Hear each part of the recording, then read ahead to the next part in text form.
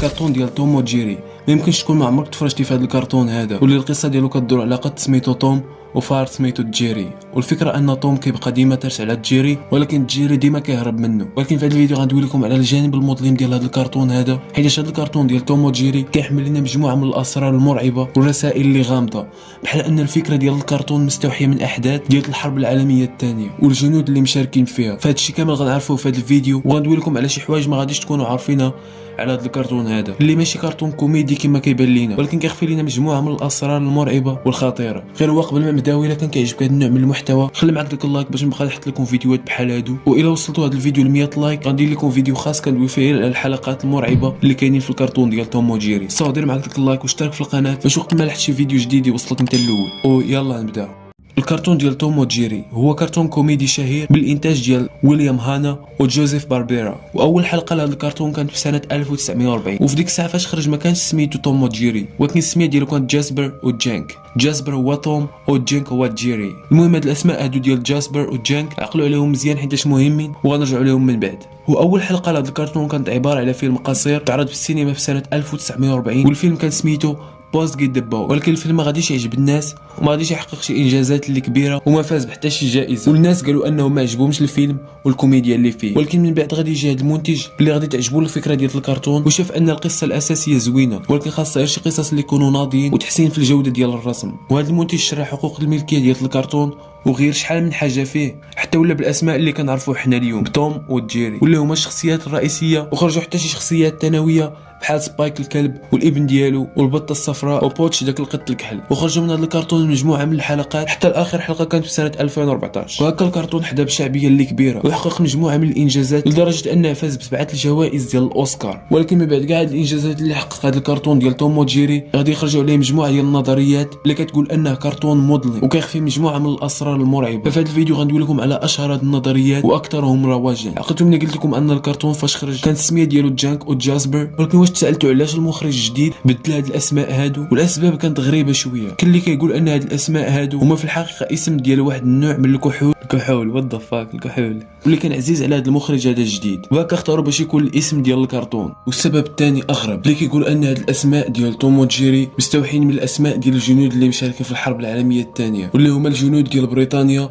والجنود ديال المانيا. وكما كنعرفوا ان هاد الجنود كانوا معادين لبعضياتهم، داكشي علاش كل دوله كانت كتنقص من القيمه ديال الاخرى، والجنود ديالهم كانوا كيلقبوا بعضياتهم بسميات مستعاره، بحال المانيا جيرماني، اللي كانت بريطانيا كتلقب الجنود ديالها بجيري اللي هي الاختصار ديال جيرماني، وبريطانيا اللي كانت المانيا كتلقب الجنود ديالها بتوماس. وهاد الاسماء متشابهه مع الاسماء ديال توم وجيري، واللي كيعزز هاد النظريه هي الفتره فاش تبدلوا الاسماء ديال الشخصيات، واللي جات بالضبط في الفتره ديال الحرب. كنشوفوا حتى مجموعه من الحلقات اللي فيهم قنابل واكياس ديال الرمل اللي متشابهين مع الاكياس اللي كيكونوا في الحرب. وكنشوفوا حتى في احدى الحلقات توم وجيري مدابزين بحال الا في الحرب. وحتى في واحد اللقطه كنشوفوا جيري كيرسم على الوجه ديال توم واحد القصه ديال الشعر والموستاج اللي كيشبهوا الملامح ديال الرئيس السابق ديال المانيا. المهم ما غاديش نقول سميتو حيت شي بغا ضربني بالسترايك، المهم نقولوا له تايلر سويفت.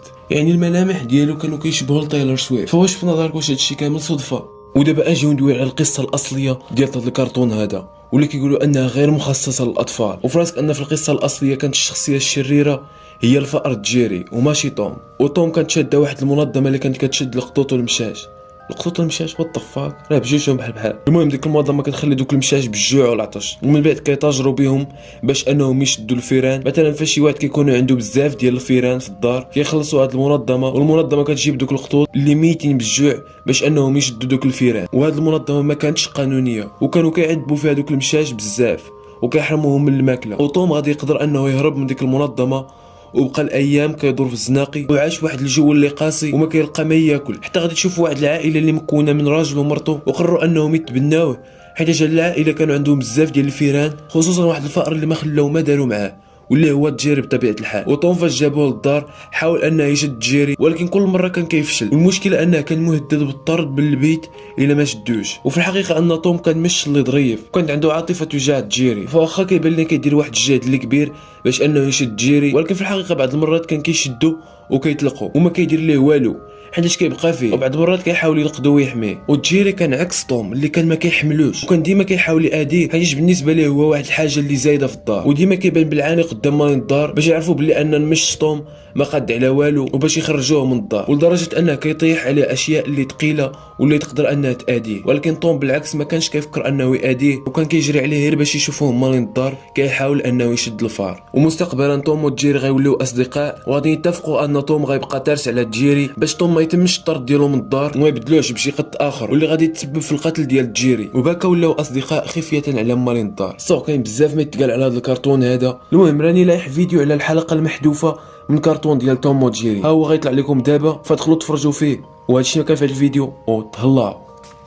اغلب الرسوم المتحركه ولا بدا ما كيكون فيهم حلقات اللي مفقوده وممنوعه من العرض حيتاش كتكون مرعبه وعامره بالدمويه وكتحتوي على مشاهد غير لائقه للاطفال.